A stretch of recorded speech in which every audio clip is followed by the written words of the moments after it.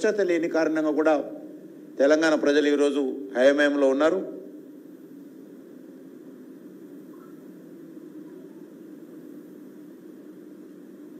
కానీ వచ్చినటువంటి 6 నెలల లోపలనే కాంగ్రెస్ పార్టీ యొక్క ప్రజలపై ఉన్నటువంటి విశ్వాసం ఏదైతుందో ఈరోజు పోగొట్టుకుంది. కాబట్టే ఈరోజు భారతీయ జనతా పార్టీకి ఇన్ని ఓట్లు, ఇన్ని సీట్లు రావడం జరిగింది. మేము ఇంకా మరింత కష్టపడి పనిచేసినట్లయితే మరికొన్ని సీట్లు సాధించే వాళ్ళం. కానీ అనేక కారణాల కారణంగా మేము అనుకున్నటువంటి సీట్లు కొన్ని మేము అక్కడ విజయం సాధించలేకపోయాము. తప్పకుండా దీనిపైన మేము చర్చించుకొని రానున్న రోజుల్లో మరింతగా ప్రజల మధ్యలోకి వెళ్ళి ఏ రకంగా పనిచేయాలో, ఏ రకంగా మా శక్తిని పెంచుకోవాలో మేము కార్యాచరణ ప్రణాళిక రూపొందించుకొని ముందుకెళ్తామనేటువంటి విషయాన్ని ఈ సందర్భంగా మనవి చేస్తూ, ఎన్డీఏ ప్రభుత్వము మూడోసారి నరేంద్ర మోడీ గారి నాయకత్వంలో ఏర్పడిపోతున్న సందర్భంగా నేను దేశ ప్రజలకు కూడా హృదయపూర్వకమైనటువంటి కృతజ్ఞతలు తెలియజేస్తూ ఉన్నాం. తప్పకుండా నరేంద్ర మోడీ గారి నాయకత్వంలో ఏదైతే గత 10 సంవత్సరాలుగా మేము అనేక కార్యక్రమాలు చేపట్టామో అవి అభివృద్ధికి సంబంధించినటువంటి విషయాలు కావచ్చు, విధానపరమైన విషయాలు కావచ్చు, దేశ గౌరవాన్ని పెంచేటువంటి విషయాలు కావచ్చు, వాటిని మరింత పట్టుదలతో, మరింత అంకిత భావంతో భవిష్యత్తులో మోడీ గారి నాయకత్వంలో ముందుకు తీసుకెళ్తామని చెప్పి కోరుకుంటూ, నేను ఎన్నికల్లో భారతీయ జనతా పార్టీని ఆదరించినటువంటి ఓటరు మహాశయులందరికీ కూడా నేను హృదయపూర్వకమైనటువంటి కృతజ్ఞతలు తెలియజేస్తా ఉన్నాను. అదేవిధంగా మండు టెండర్లను కూడా లెక్క చేయకుండా భారతీయ జనతా పార్టీ కార్యకర్తలు, నాయకులు సుమారు గత 4 నెలల నుంచి మరి ఎంతో కష్టపడి పనిచేయడం జరిగింది. కార్యకర్తల యొక్క కష్టము, ప్రజల యొక్క ఆశీస్సులే ఈరోజు ఈ ఫలితాలను మాకు తెచ్చిపెట్టాయి. కాబట్టి నేను పార్టీ కార్యకర్తలకు, నాయకులకు కూడా రాష్ట్ర భారతీయ జనతా పార్టీ తరఫున మరి హృదయపూర్వకమైనటువంటి కృతజ్ఞతలు పార్టీ కార్యకర్తలకు మీ ద్వారా కూడా తెలియజేస్తా ఉన్నానని ఈ సందర్భంగా మనవి చేస్తూ, మరి ఈరోజు మనం చూస్తూ ఉన్నాం ఇటీవల జరిగినటువంటి 4 రాష్ట్రాలలో ఎన్డీఏ భాగస్వామ్య పార్టీల అధికారంలో రావడం జరిగింది. అరుణాచల్ ప్రదేశ్, ఒరిస్సాలో భారతీయ జనతా పార్టీ నేతృత్వంలో అధికారంలోకి వచ్చాం. అదేవిధంగా సిక్కింలో కానీ, ఆంధ్రప్రదేశ్లో కానీ ఎన్డీఏ నాయకత్వంలో అధికారంలో రావడం జరిగింది.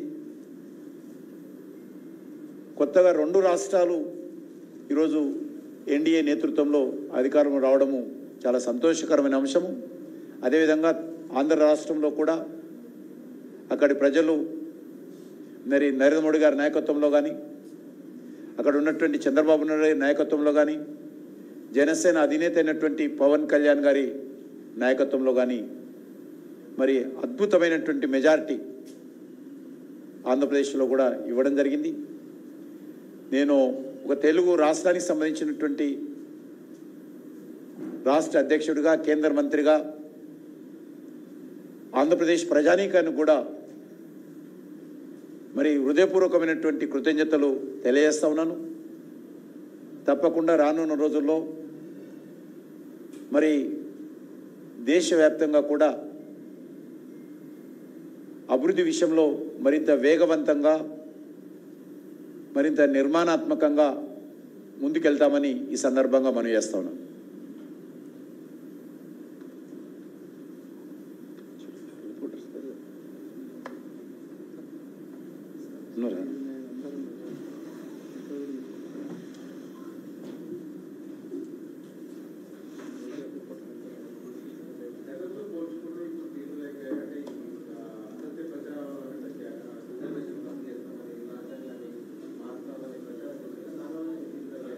మన దగ్గర తగ్గలేదు కదా మరి.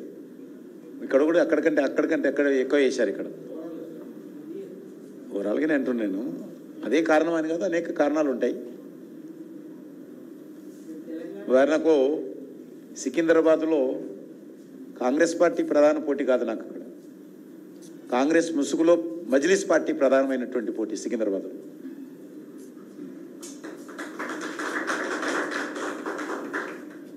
సికింద్రాబాద్లో కాంగ్రెస్ ముసుగులో మజ్లిస్ పార్టీ ప్రధానంగా పోటీ చేసి మనల్ని ఓడించాలని. కాబట్టి దేశంలో అనేక రకాల కారణాలు ఉన్నాయి. అవన్నీ కూడా తప్పకుండా జాతీయ స్థాయిలో మా పార్టీ నాయకత్వం విశ్లేషిస్తుంది. ఎందుకంటే ఉత్తరప్రదేశ్లో ఈరోజు చూస్తే అది అభివృద్ధి విషయంలో కావచ్చు, మాఫియా విషయంలో కావచ్చు, గుండాయిజంల విషయంలో కావచ్చు, రౌడీయిజం విషయంలో కావచ్చు, మౌలిక వసతుల కల్పన కావచ్చు, లేకపోతే పేద ప్రజలకు న్యాయం జరిగే విషయంలో కావచ్చు, అద్భుతంగా మా ఎన్డీఏ ప్రభుత్వం కావచ్చు, లేకపోతే యోగి గారి ప్రభుత్వం కానీ, ఢిల్లీలో కేంద్రంలో మోడీ గారి ప్రభుత్వం కానీ ఉత్తరప్రదేశ్ కోసం పనిచేసింది. కాబట్టి ఏ రకంగా సీట్లు తగ్గాయనేటువంటి విషయంలో తప్పకుండా జాతీయ స్థాయిలో విశ్లేషణ చేసుకుంటాం. రానున్న రోజుల్లో దాన్ని సరిదిద్దుకునేటువంటి ప్రయత్నం కూడా చేస్తాం. అనేక రకాల తప్పుడు హామీలు ప్రజలకు ఇచ్చారు. కటాకట్ ప్రజలకు నెలవారీగా డబ్బులు ఇస్తామని మభ్యపెట్టేటువంటి ప్రయత్నం చేశారు. మనం చూస్తున్నాం. ఇప్పుడు వాళ్ళు ఇచ్చినటువంటి కర్ణాటకలో హామీలు ఏమైనాయి, హిమాచల్ ప్రదేశ్లో హామీలు ఏమైనాయి, తెలంగాణలో హామీలు ఏమైనాయి. ఈరోజు దేశవ్యాప్తంగా ఒక రాష్ట్రానికే దిక్కులేనటువంటి పరిస్థితులు ఉంటే, ఇంత పెద్ద 140 కోట్ల దేశం ఉన్నటువంటి జనాభా ఉన్నటువంటి ఈ దేశంలో వారు ఇచ్చినటువంటి హామీలు మరి ప్రజలను మభ్యపెట్టేటువంటి ప్రయత్నమే తప్ప వాస్తవంగా అమలు జరిగే హామీలు కావు.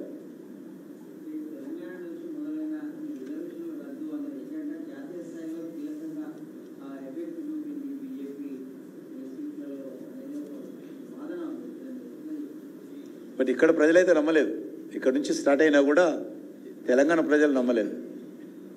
ఎందుకంటే కాంగ్రెస్ పార్టీ ఏంటో గత 6 నెలలుగా అధికారంలోకి వచ్చిన తర్వాత స్వయంగా మళ్ళీ ఒకసారి అనుభవిస్తున్నారు కాబట్టి వాళ్ళ మాటలు నమ్మలేదు.